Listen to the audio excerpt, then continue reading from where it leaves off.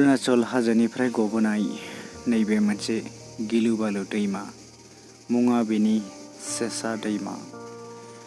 बे दैमायाव सोरबाफोर सुबुङा गलाङोब्ला बिनि जिउखौ रैखा खालामनायाथ' बादानो हो, बिनि गोथै देहाखौबो नागिरनानै मोननाय नङा। बे ओनसोलाव रायजो जानाय गोबां सुबुंफोरा बे दैजों बारलांनो गोनां जायो, गोबां दुखु सहायनो गोनां जायो। ओरैबायदि कारेन्ट स्पिडआव बोहैदों, दिनै गोबां अखा हानानै दैया देरबोनायनि जाहोनाव जेराव मोनसे औवानि दालां दङमोन बेखौबो बुखारलांबाय। बे दैमाखौ बारलांनो गोनां जानाय गोबां बर' सुबुंफोरा हाथाय बाजार जानो हाया जायो। फरायसा फरायसुलिफोराबो गोबां समहालागै फरायसालियाव थांनो हाया जायो। सनितपुर जिल्ला बेलस्रि हालामनि बे मोनसे नुथाय, जेराव दासिमबो लामा सामा आरो दालांनि सुबिदा गैया। गोबांनिफ्राय गोबांसिन अखा हाबाय थायोब्ला नैबे गंनैसो न'फोरा फुरायै गोदोनानै थायो। जाउनाव जानो लोंनो थानो आगोर मोना जायो। आखायाव मुवा बेसाद लानानै दाबो गोबां सुबुंफोरा बे दैमाखौ बारलांनो नेगासिनो दङ।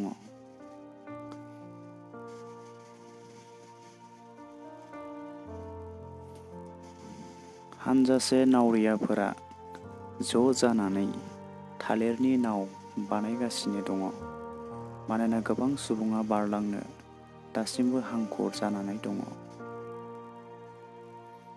बारलांनो गोनां गोबां सुबुंफोराबो नायबाय थादों माब्लादि ओंखारगोन बै नावआ। नाथाय जों बे थालिरनि नावखौ बेबायदि गिलु बालु दाहार दैमायाव जेबो रिस्क होनो हाया।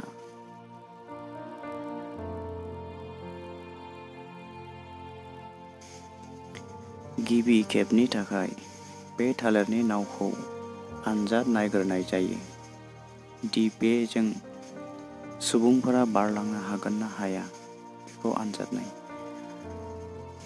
गोबां मानसिफोरा बोनो गोनां जायो बोलो होनानै बेबायदि गिलु बालु दैमानि दाहाराव।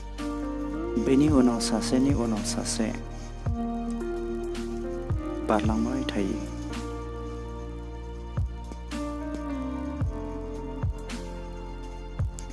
बेबायदि गिलु बालु दैमानि दाहाराव थैनाय आरो जिउ मोननैजों जुजिनो गोनां जादों। नावरियाफोरनि फोरमायनाय बादिब्ला बे दैयाव बोरैबा गोलैनानै जिउ गोमायोब्ला बेनि दायनिगिरिया बिथांमोननि आखायाव थानाय नङा, मानोना बिथांमोनाबो रां रुफानि लबाव बारनो गोसो गैयै सुबुंखौ जबरदस्त बारहोनाय जायाखै। गोबां सुबुङा लोगो नांनानै होबथादों। बेबायदिनो सासेनि उनाव सासे बारलांगासिनो दङ, थैनाय आरो जिउ मोननैनि गेजेराव जुजिनानै।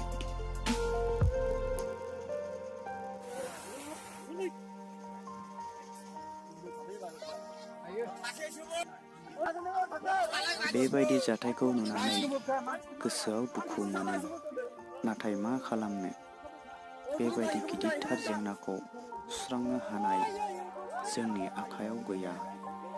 गोबां MP आरो MLA थांबाय, नाथाय बेबायदि जेंनाखौ सुस्रांनो रावबो आवगायबोआखिसै।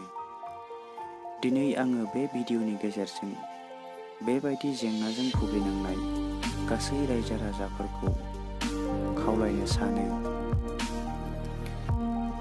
बयबो खौसेयै ओंखारनानै MP आरो MLAनिसिम दाबि खालामनो हायो, जेराव बिथाङा बेबायदि जेंना गोनां दालां आरो लामा सामानि थाखाय रां होग्रोआबा बिथांनो भट होनाय जानाय नङा। बिथांमोना सिलाइ बारुदखौ गिया, नोंथांनि मोनसे आखाइनि भटखौ गियो, जेराव बिथांमोनखौ सिगिनो हायो। बिथांमोनखौ बेबायदि जेंनाखौ सुस्रांनो गोनां बाध्य खालामहोनो हायो। नाथाय जों रां रुफानि लबाव पलिटिक्स खालामोबा जानाय नङा। रायजो राजानि, ओनसोलनि जौगानायनि थाखाय, हारि माहारिनि जौगानायनि थाखाय पलिटिक्स एबा राजखान्थि खालामोब्लासो जों बेबायदि जेंनानिफ्राय बारग'नो हागोन। नङाब्ला जों जुगनि उनाव जुगा थांगोन आरो फैगोन। जोंनि समस्या, जोंनि हाल-साल, जोंनि थासारिफोरा बे एखे थासारियावनो थाबाय थागोन। आइजोफोराबो बे जेंनानिफ्राय बारग'आखै। बिथांमोनाबो बे जेंनायाव भुगिनो गोनां जादों। बेबायदि गोब्राब जाथायजों मोगा-मोगि जानो गोनां जादों।